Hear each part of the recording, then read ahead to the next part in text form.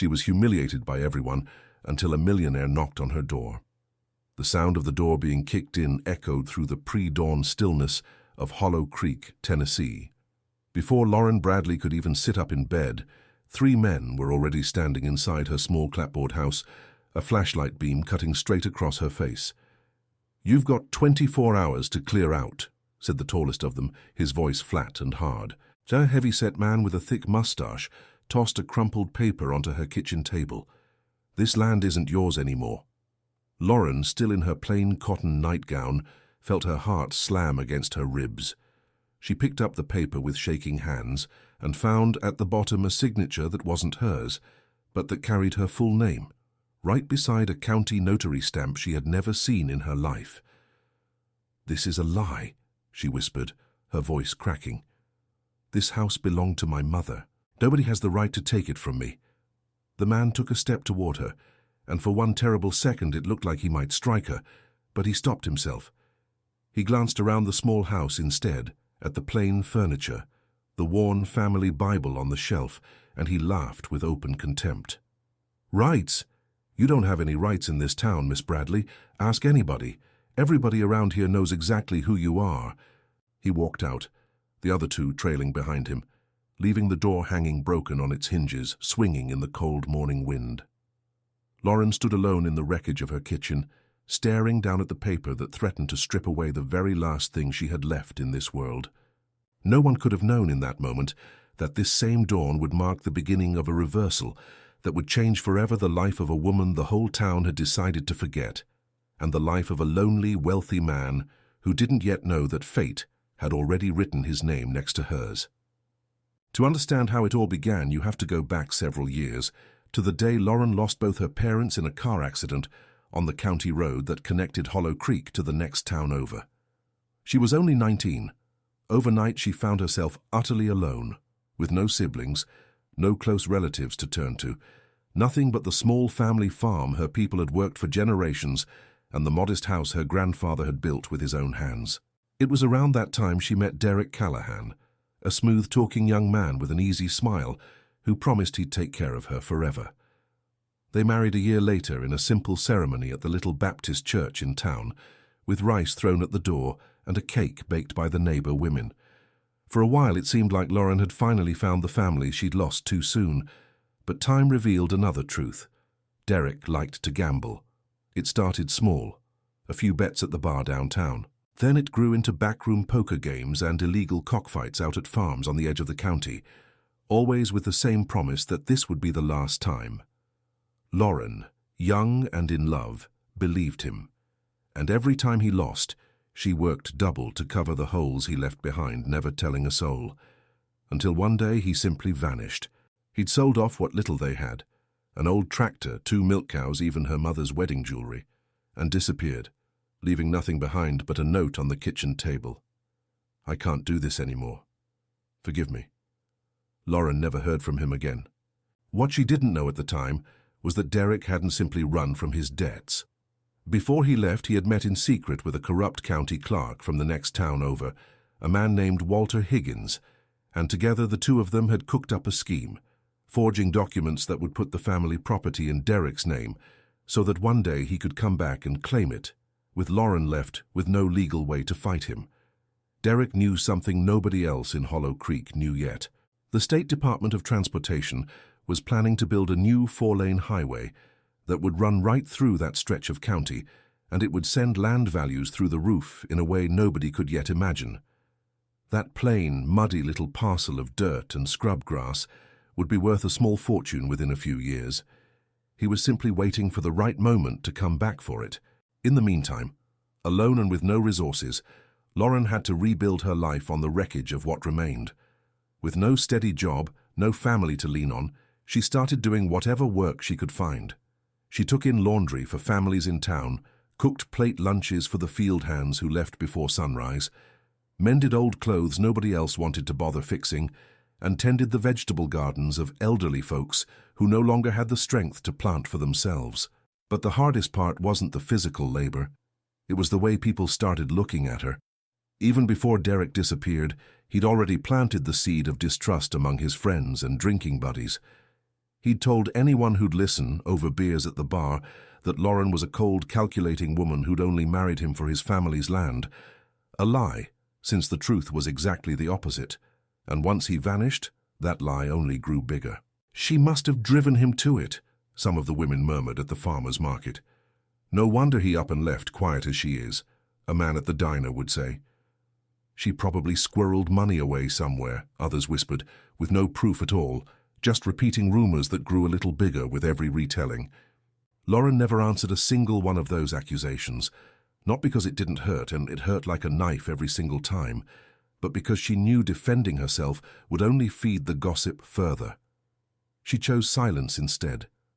She chose to wake before sunrise, sweep her front porch, water the flowers her mother had planted decades earlier, and keep moving forward day after day, as if those voices had no power to knock her down. And they didn't.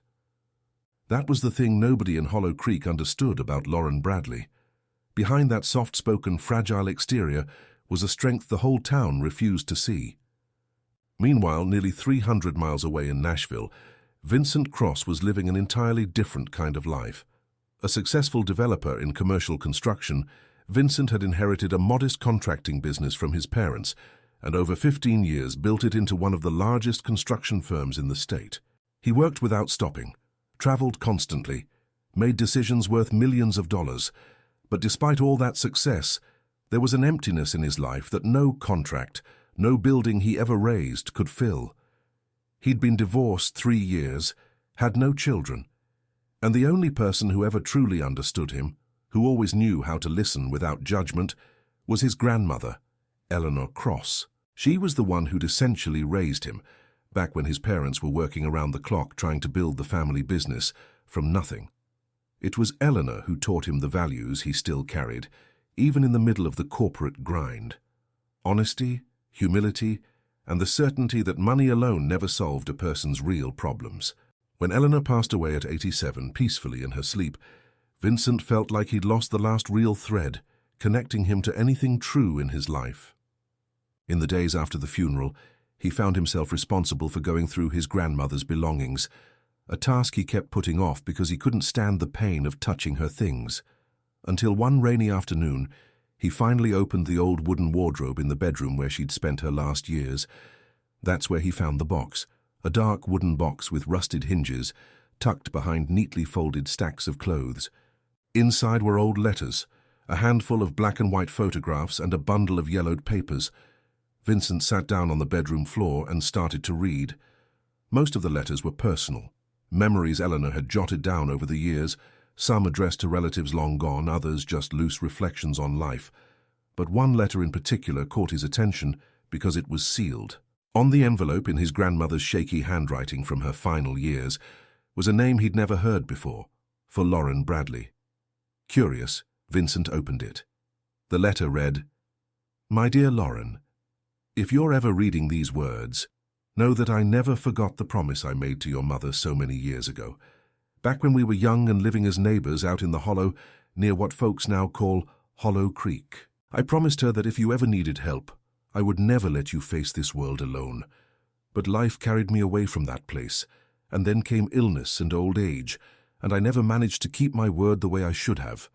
If you're reading this, it's because I'm no longer here to do it myself. Forgive me for my silence all these years." Tucked with the letter was a second, more recent page, the handwriting visibly weaker, likely written in the last months of her life. It was a direct request addressed to him. "Vincent, my dear grandson, if I pass before I can keep my promise, I'm asking you to do it for me. Go to Hollow Creek, find Lauren Bradley, daughter of Marlene Bradley, my dearest friend. Don't bring money, bring your presence. Sometimes that's what people need most, and it's the only thing that really matters when everything else has already been taken." Vincent sat there on that bedroom floor for a long time, holding those 2 pages, feeling a mix of curiosity and something he couldn't quite name. He'd never heard of any Lauren Bradley. He'd never known his grandmother had grown up in some small town in the hills, or that she'd made a promise like that decades ago, but there was something in those words he couldn't ignore. Maybe it was the fresh grief. Maybe it was the sense that by keeping that promise, he'd be keeping some part of his grandmother alive. Or maybe it was simply curiosity, a need to understand who this woman was and why Eleanor had carried that promise silently for so many years without ever telling a soul in the family. The following week, Vincent cancelled every meeting he could, handed the urgent decisions over to his CFO, and got in his truck, heading for Hollow Creek, a small town he had to look up on a map, tucked away in the hills of East Tennessee, surrounded by dirt roads and farmland that stretched as far as the eye could see. The drive took nearly 7 hours. By the time he arrived, the sun was already sinking, painting the sky orange over the green ridgelines around the town. Vincent parked his truck in front of the little general store on the town square, where a group of men sat in plastic lawn chairs sipping coffee. "Afternoon," he said, walking up to them. "I'm looking for someone. A woman named Lauren Bradley. Anybody know where I can find her?" The silence that followed was immediate, and the glances the men exchanged didn't go unnoticed. "Lauren Bradley," one of them repeated, an older man in a straw hat, with a smile that looked more like a smirk. "What business you got with that woman?" "It's a personal matter," Vincent answered, trying to keep it polite. "Do you know where she lives?" "Sure do," said another man, younger, spitting on the ground before he went on. "But if I were you, I wouldn't waste my time. That woman's no good. Cheated her husband out of everything he had and then went around playing the victim." Vincent frowned. None of that lined up with what his grandmother had written. "What do you mean, cheated her husband?" Mister, that's a long story," the man in the straw hat cut in. "But long story short, she's a gold digger, always has been. Her family never had a dime. When she married into a little money, she went and squeezed the man dry. He finally up and left. Poor guy couldn't take it anymore." "And nobody ever helped her after that?" Vincent asked, feeling a flash of indignation rise in his chest. "Help her? Why?" The younger man laughed. "She can fend for herself. Around here, nobody does favors for dishonest folks." Vincent thanked them, still troubled, and headed for the only inn in town, a modest, 2-story bed and breakfast, run by an elderly woman named Ida Whitfield. Over dinner, he tried bringing up Lauren again, and the answer he got this time was far more revealing. "Oh, honey, be careful what you hear around this town," Ida said, setting down a plate of biscuits and gravy. "That whole story about Lauren is a lot more complicated than folks let on. There's plenty of people in this town who love to talk bad about her, but I've lived long enough to know the ones who talk the loudest are usually hiding something themselves." "You know her?" Vincent asked, leaning forward. "I do. She takes in laundry for me now and again when I need it. Hard-working woman, serious. Never once heard her say a bad word about anybody, not even that husband who ran off and spread lies about her on his way out. That tells me plenty about her character." Vincent sat there, thinking it over. It was the exact opposite of what the men at the square had said. "Do you know where she lives?" "I do. Out on the dirt road past the old bridge, about 15 minutes by car. Little house made of stone and clapboard, small but always tidy. You can't miss it. It's the only house on that stretch." That night Vincent barely slept. His grandmother's words kept echoing in his mind, tangled up with the 2 conflicting stories he'd heard about a woman he hadn't even met yet. Something wasn't adding up, and he felt more and more certain he needed to find out the truth for himself.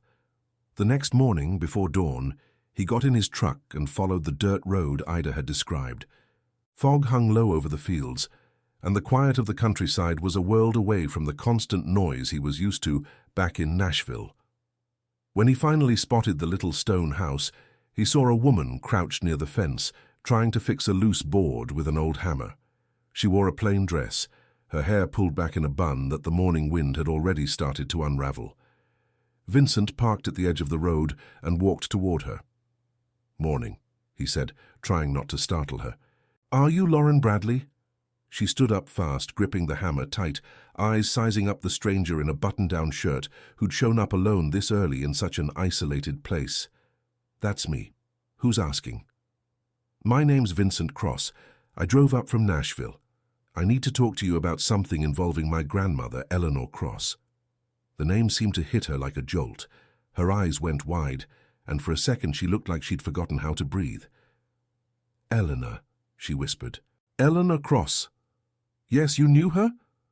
Lauren lowered the hammer, her eyes shining with an emotion she was fighting to hold back.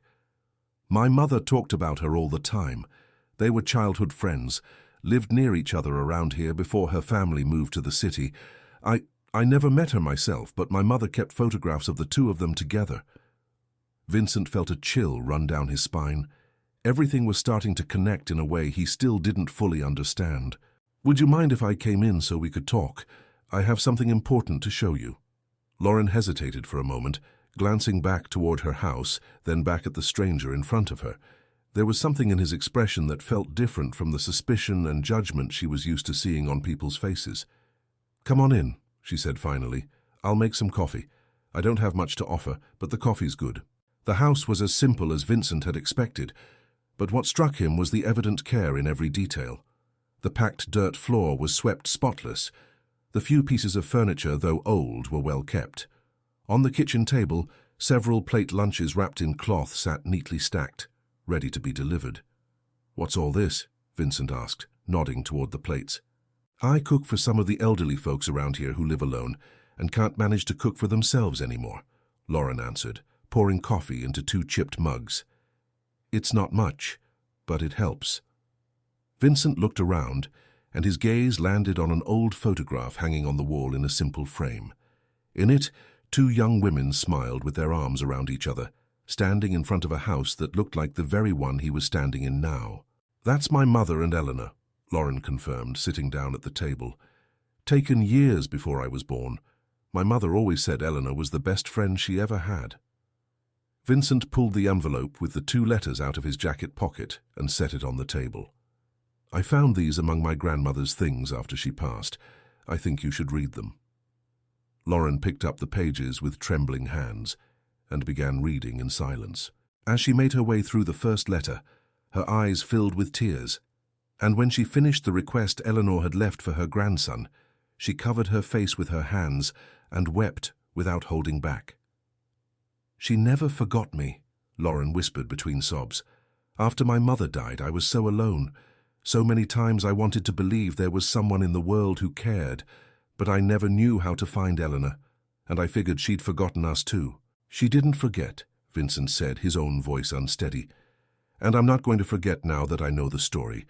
I came here to keep the promise she made to your mother, even if it's late." Lauren wiped her tears with the back of her hand and looked at Vincent with an expression of gratitude tangled up with wariness, like someone who'd been hurt too many times to trust kindness right away. "You don't owe me anything. I've been taking care of myself for years. I don't want to be anybody's charity case." "It's not charity," Vincent said firmly. "It's respect. And from what I'm seeing here, you deserve a whole lot more respect than this town has given you." In that moment, he had no idea just how true those words would turn out to be. In the days that followed, Vincent decided to extend his stay in Hollow Creek. He rented a room at Ida's Inn for an open-ended stretch, telling his team back in Nashville he had urgent family business to attend to. In truth, he felt he'd found something, or someone, that deserved his full attention even if he couldn't fully explain why. He started visiting Lauren every day, always with some excuse. Bringing groceries, helping fix the fence the men had torn up during that first break-in, because, as Vincent soon discovered, that attack hadn't been an isolated incident. "Has this happened before?" he asked, indignant, looking at the damage across the property. "It has," Lauren answered, trying to sound calm, though the fear was still plain in her eyes. 3 times these past few weeks. Always at night, always the same men, always saying the land isn't mine anymore. Did you call the sheriff's office?" Lauren laughed, with no humor in it at all. "The sheriff out here is cousin to one of the men who showed up that night. I already tried, Vincent. Nobody does a thing." That's when Vincent understood this went far beyond a simple misunderstanding between neighbors.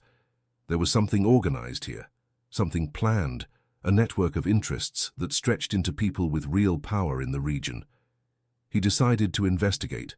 Using his professional contacts and financial resources, Vincent hired a lawyer who specialized in property and land disputes, along with a private investigator, both brought in from Nashville, to dig into the real state of Lauren's property records. What they uncovered a few days later confirmed his worst fears. "Vincent, this is serious," said the attorney, a man named Richard Cole, laying the gathered documents out in front of him.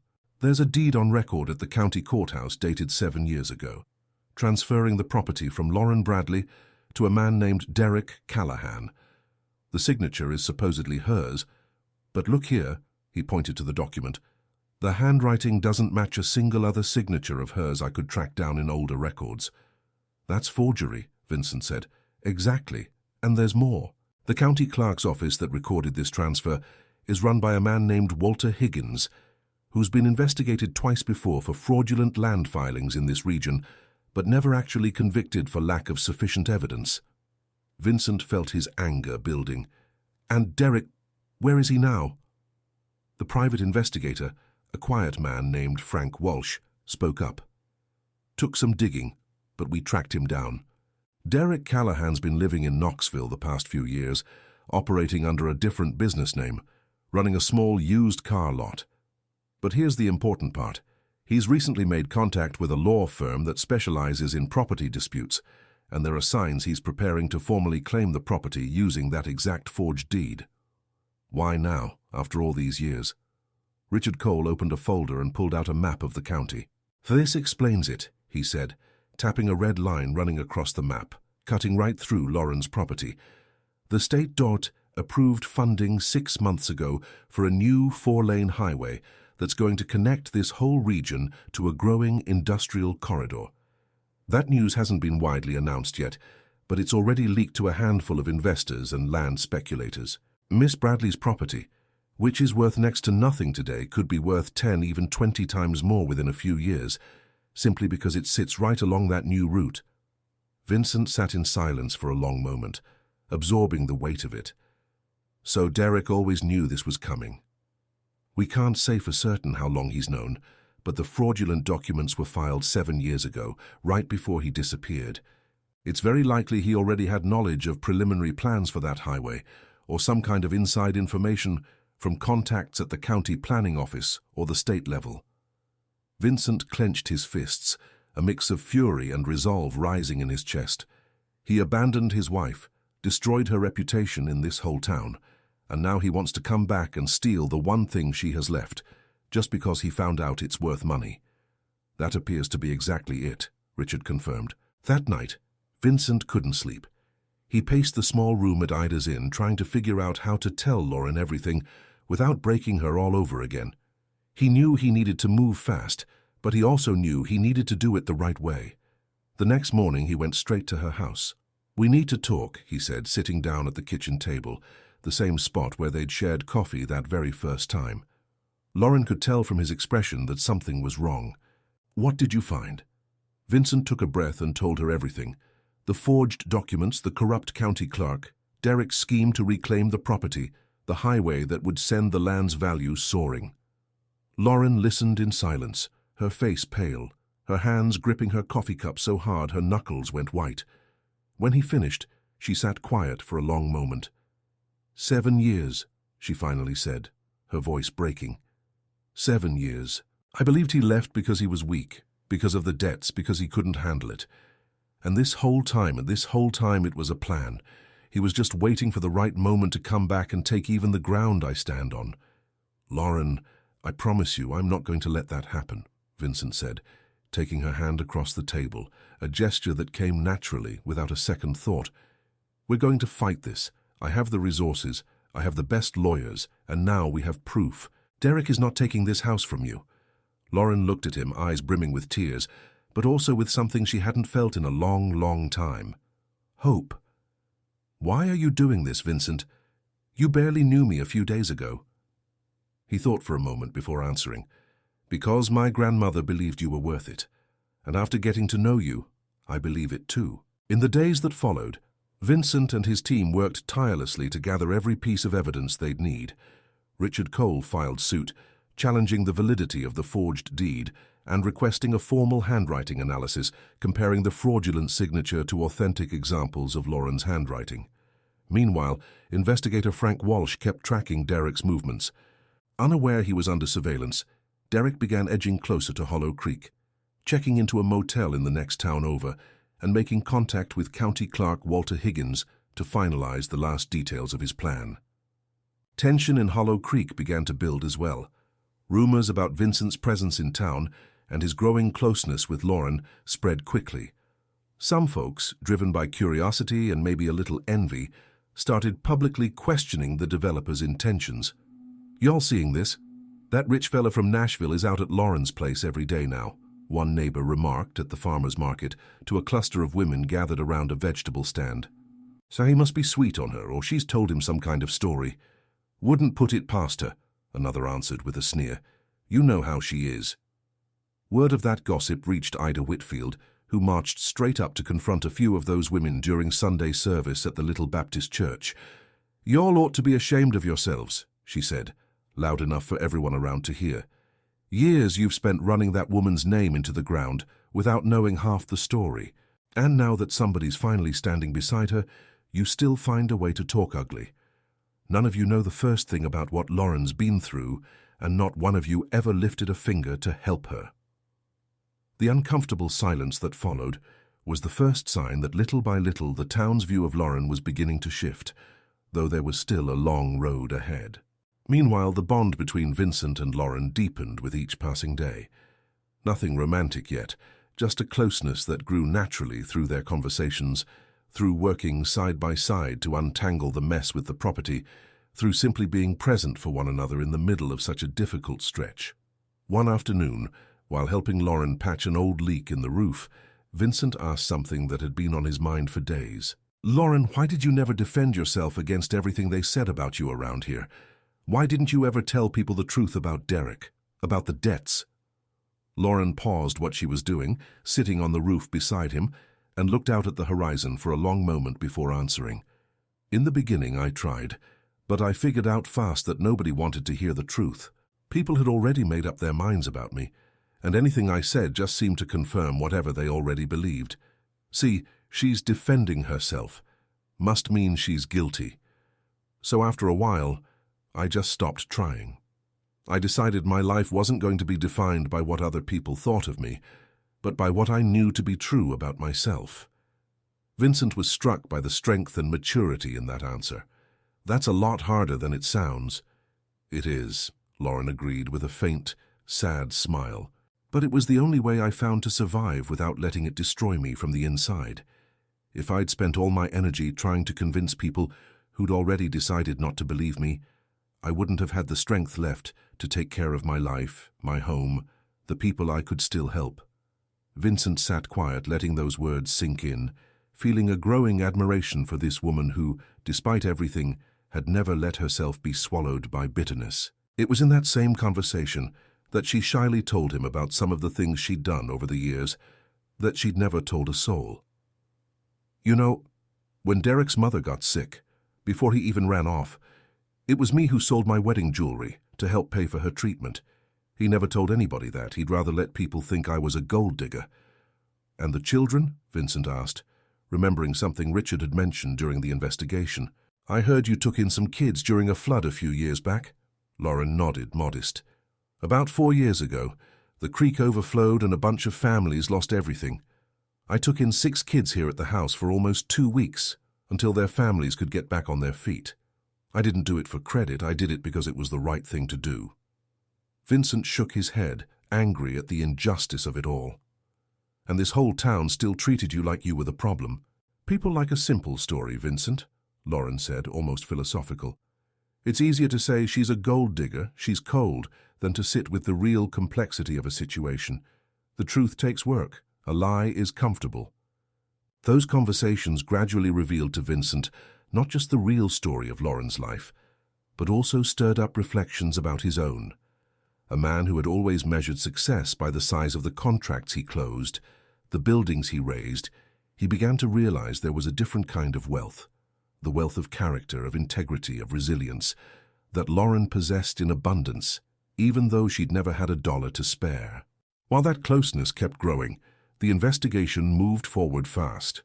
Richard Cole obtained, through a court order, the handwriting analysis that proved beyond doubt the signature on the transfer deed was fraudulent.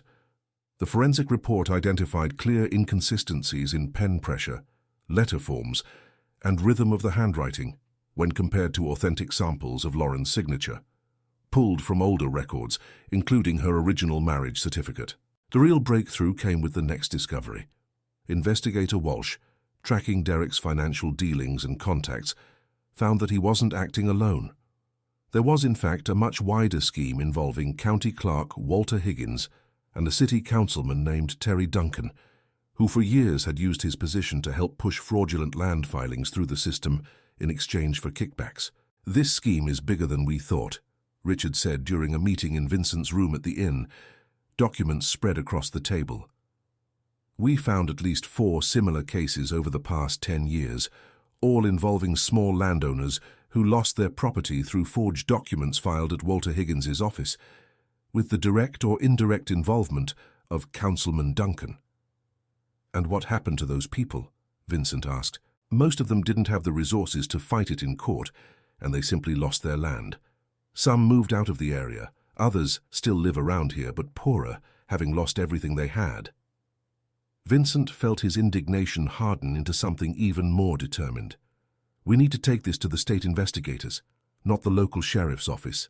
If the sheriff out here is compromised, we can't trust a local investigation." Richard agreed, and in the days that followed, with the help of Vincent's professional contacts, the case was routed directly to state investigators and the district attorney's office, which opened a formal inquiry into the network of land fraud involving Walter Higgins and Terry Duncan. While that machinery began to turn, Derek, unaware he was already under investigation, decided it was time to act. He'd gotten word from Walter that news of the highway's official approval was about to break, and he was afraid of losing his window if he waited any longer to claim the property. On a Saturday afternoon, he showed up in person in Hollow Creek, accompanied by a hired lawyer and the same men who had broken into Lauren's house weeks earlier. What followed would stay burned into the memory of everyone who witnessed it. Derek went straight to Lauren's house, finding her out in the yard, hanging laundry on the line. The moment she saw him coming, she felt her blood run cold. 7 years without seeing him, without hearing his voice, and there he was with that same arrogant smile she remembered all too well. "Lauren," he said, with false warmth, "it's been a while." "What do you want here, Derek?" she answered, trying to keep her voice steady even as her heart pounded. "I've come to claim what's mine. I expect you got a visit from my associates a few weeks back, telling you how things stand. I'm hoping you've already started making arrangements to clear out of the property." "This property was never yours," Lauren said, her eyes flashing with barely contained fury. "You forged that deed. I know it, and soon everybody's going to know it too." Derek laughed, a cold laugh that made Lauren's skin crawl. "You really think you're going to prove anything? Who in this town's going to believe you over me? I've got documents on file at the courthouse, Lauren. What do you have? Words?" That was the exact moment Vincent, who'd arrived just minutes earlier for his daily visit, stepped out of the house and walked toward them, his expression serious and resolute. "She's got a lot more than words," Vincent said, coming to stand beside Lauren. "She's got a forensic report proving that signature was forged and a state investigation already underway involving you, County Clerk Walter Higgins, and Councilman Terry Duncan." Derek visibly paled at the names, but tried to hide his shock. "Who are you?" he asked, eyeing Vincent with suspicion. "My name is Vincent Cross, and since I found out what you did to this woman, I decided I wasn't going to rest until justice got done." "This isn't any of your business," Derek shot back, his voice rising, edged with nerves. "Actually it is," Vincent answered, unshaken. "Because I have the resources, I have the best lawyers in the state, and I have every piece of evidence we need to make sure you don't just lose this property dispute. You're going to answer criminally for forgery and fraud." Derek looked from Vincent to Lauren, trying to process a situation that, minutes earlier, had seemed entirely under his control. "You don't know who you're messing with," he threatened, his voice now trembling with rage. "Terry Duncan's got connections all over this county. You're going to regret getting involved in this." "Terry Duncan is already under investigation by the state," Vincent said calmly, "and so is Walter Higgins, and before long you're going to get a summons of your own. I'd suggest you find yourself a good lawyer, because you're going to need one." Derek, sensing he'd lost control of the situation entirely, turned on his heel and stormed back to his car, the men who'd come with him following close behind, none of them saying another word. But before he climbed in, he turned around one last time. "This isn't over," he shouted, before tearing off down the dirt road. Lauren, still shaking from the confrontation, felt her legs give out, and Vincent quickly caught her, helping her sit down on a wooden bench near the house. "It's okay," he said, holding her hands. "He's not going to be able to do a thing. The evidence is all on our side." "I'd forgotten what he was like," Lauren whispered, still in shock. "That same look, that same arrogance. For a second there, I felt like I was back in that time, alone, with no strength left to fight." "But you're not alone now," Vincent said, looking straight into her eyes. "And I promise you, I'm going to stand by you until this is finished, until the truth comes out in front of this whole town that judged you without ever really knowing you." In the weeks that followed, the case grew into something nobody in Hollow Creek could have imagined. The state investigation moved quickly, uncovering a corruption scheme that reached beyond just Walter Higgins and Terry Duncan, pulling in several other local officials who over the years had helped push through fraudulent land deals in exchange for bribes. The news spread through town like wildfire. The same people who weeks earlier had laughed at the mention of Lauren Bradley's name now found themselves facing a reality nothing like the one they'd built up in their heads. "Y'all here?" one woman said at the market, to the same cluster of women who used to whisper about Lauren. "Seems like that Councilman Duncan's caught up in some big land fraud scheme, and Lauren's ex is mixed up in it too." "Can't be," another said in disbelief. "Everybody always said it was her who did something wrong." Ida Whitfield cut in, passing by with a bag of groceries. "Maybe it's about time y'all stopped believing everything you hear and started thinking for yourselves." The impact of that revelation grew even bigger when, on a Tuesday morning, state investigators carried out coordinated raids in town and in the neighboring county, arresting Walter Higgins at his office and seizing dozens of documents that proved years of systematic fraud, while Councilman Terry Duncan was brought in for questioning on charges of corruption and racketeering. Derek, sensing the net closing in around him, tried to flee the motel where he'd been staying, but was intercepted by state troopers during a routine traffic stop on the highway, just moments after being formally charged with forgery and fraud. News of Derek's arrest reached Lauren the next morning, in a phone call from Richard Cole.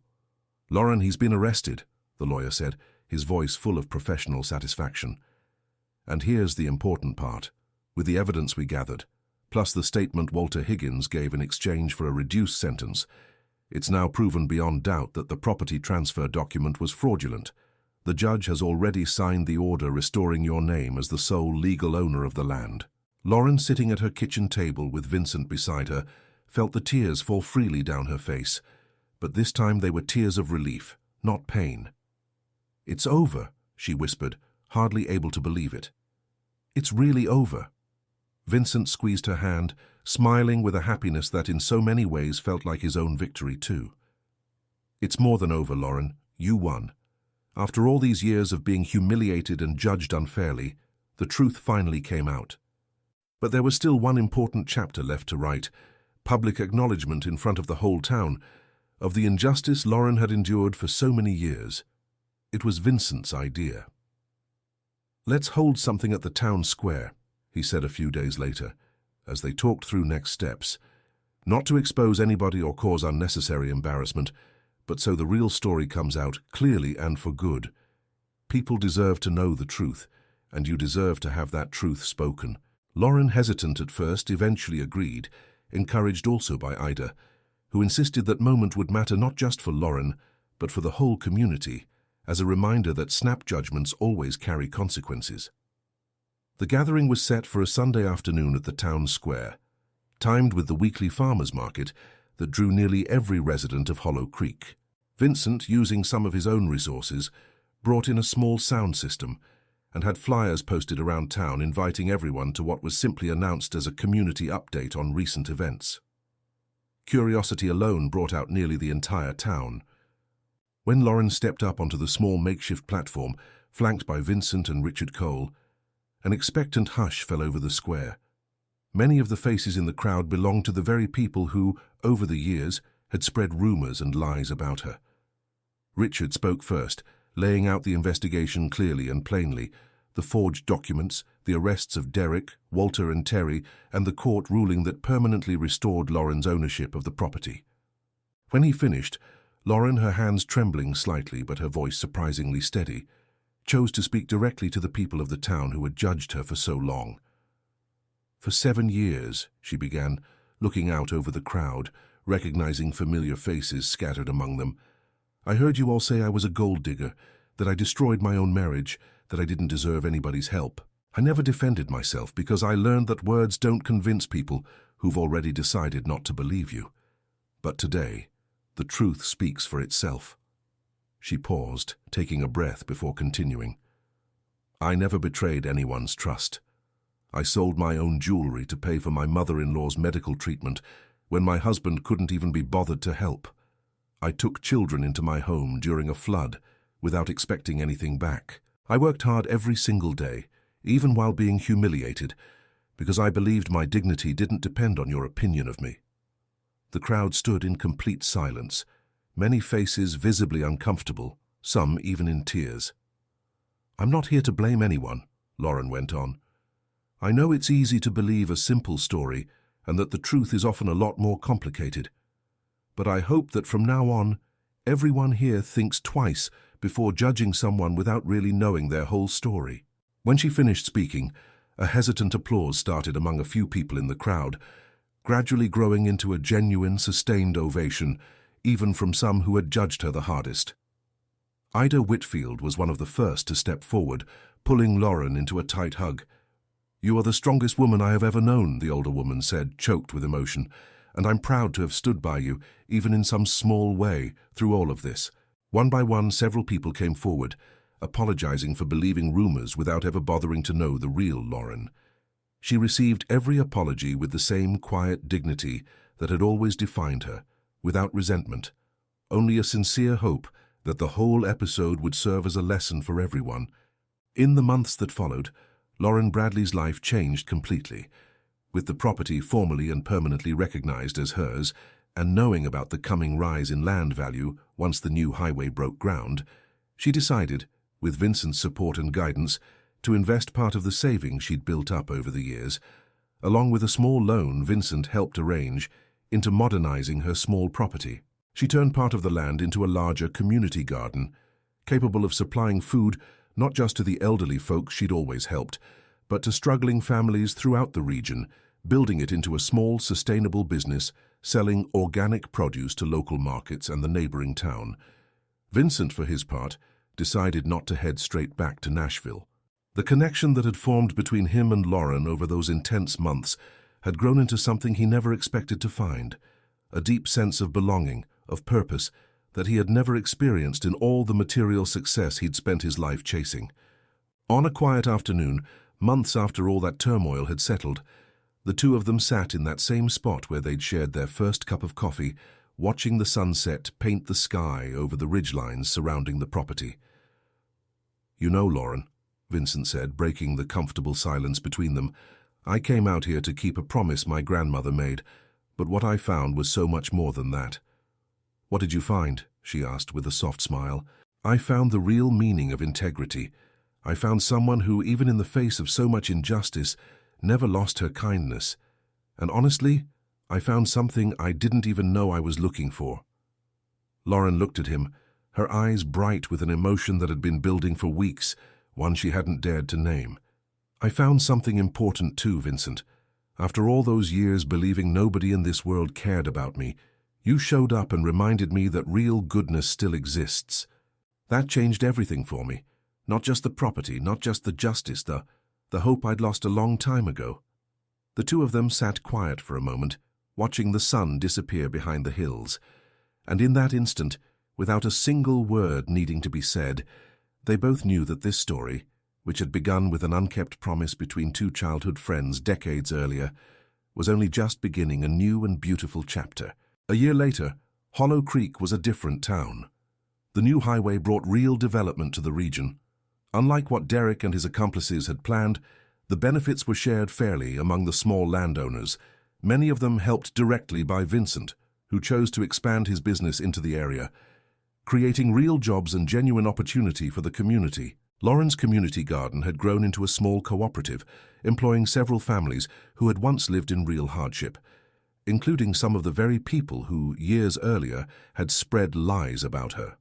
Lauren, with the generous heart that had always defined her, never turned anyone away, understanding that holding a grudge would only keep alive the same cycle of suffering she herself had once lived through.